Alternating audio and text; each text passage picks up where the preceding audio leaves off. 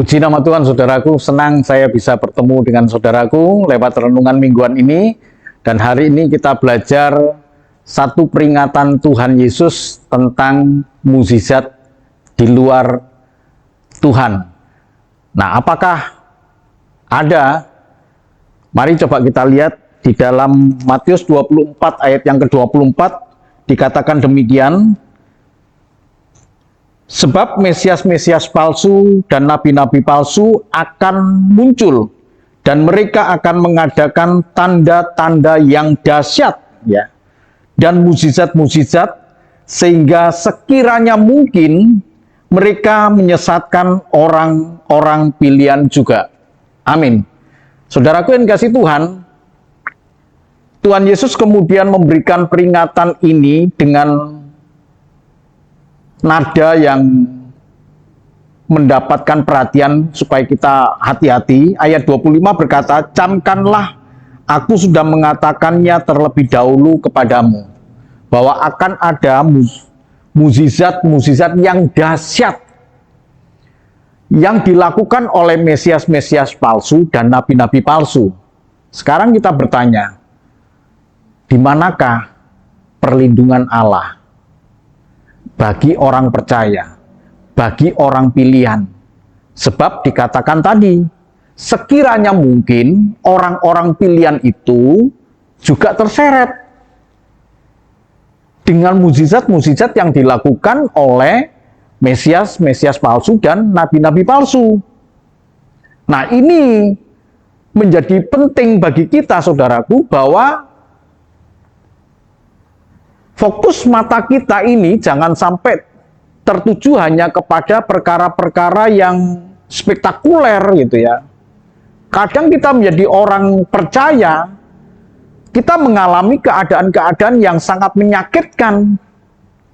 Kekurangan ekonomi, sakit penyakit yang tidak sembuh gitu ya. Sementara di luar kekristenan, di luar orang percaya, itu kita melihat banyak mukjizat yang terjadi. Lalu bagaimana dengan perlindungan Allah kepada kita? Simpel sekali, saudaraku. Allah membiarkan hal itu terjadi. Saya ulang, saudaraku, Allah membiarkan hal itu terjadi justru sebagai satu seleksi iman percaya kita yang sungguh-sungguh. Jika sekiranya mungkin ada orang-orang pilihannya yang kemudian jatuh dan ikut dalam kepercayaan dari Mesias palsu dan nabi palsu karena tanda-tanda yang dahsyat ya. Ini bukan tanda-tanda yang biasa, tapi Alkitab mengatakan tadi mereka akan mengadakan tanda-tanda yang dahsyat. Ya. Kalau kita datang kepada Tuhan sakit, dalam keadaan sakit, kemudian kita berdoa, dan ternyata Tuhan biarkan. Dan kemudian kita terkecoh. Ya, kalau begitu saya datang dong kepada yang lain. Kalau Tuhan Allah yang saya sembah tidak bisa, maka saya datang kepada Mesias palsu, nabi palsu, atau penolong-penolong lain yang menurut kita dapat menolong, dan akhirnya kita kemudian terseret. Sembuh, ya. Atau dalam keadaan jatuh ekonomi, usaha yang bangkrut, ya kemudian kita datang kepada penolong yang lain, yang bukan Tuhan, yang benar, dan ternyata ekonomi kita diangkat, dagangan kita laris, usaha maju, ya itu dahsyat sekali, saudaraku. Tapi ingat, camkan ini, aku sudah mengatakannya terlebih dulu. Begitu kata Tuhan Yesus. Artinya itu betul-betul bisa terjadi. Ada mukjizat, ada tanda yang dahsyat yang dilakukan oleh yang bukan Tuhan. Yang bukan Tuhan kita yang kita sembah. Bisa dilakukan oleh Mesias palsu, nabi palsu. Di luar kekristenan ada begitu banyak tanda. Tapi itu cara Tuhan menyaring kita.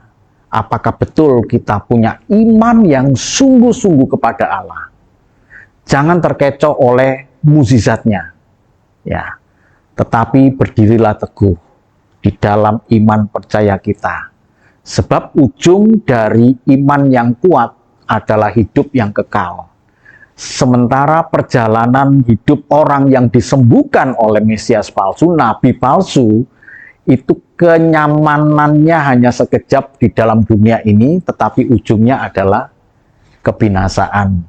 Dan kebinasaan serta hidup yang kekal itu berlangsung dalam batas waktu yang tak terhingga. Kebinasaan menunjukkan kesusahan yang tidak henti-hentinya, sementara hidup yang kekal yang dialami oleh mereka, walaupun tidak mengalami mukjizat yang dahsyat itu sekalipun, hidup yang kekal itu menunjukkan kebahagiaan yang tidak ada batas waktunya. Mana yang kita pilih? Terkecoh pada hidup yang sementara ini dengan mukjizat yang dilakukan oleh di luar Tuhan, atau tetap bergantung kepada Tuhan sekalipun tidak kita alami mukjizat yang hebat dari Tuhan. Tuhan memberkati. Amin.